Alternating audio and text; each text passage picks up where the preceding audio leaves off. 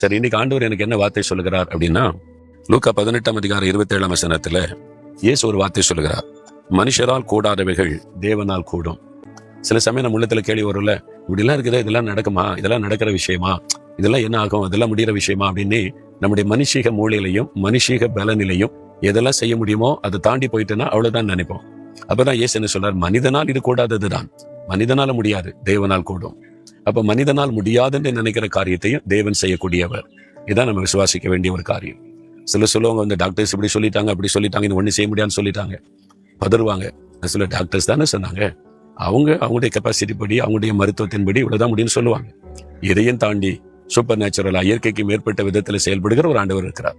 அவரால் முடியும். பிறகு இருக்கு நீங்க பயப்படுறீங்க, நீங்க ஏன் பயப்படுறீங்க, நீங்க கூட இன்னைக்கு அப்படி பயந்து கொண்டே இருக்கிறீங்க, எல்லாம் பார்த்துட்டாங்க ஒண்ணு நடக்கலங்க அப்படின்னு சொல்லி.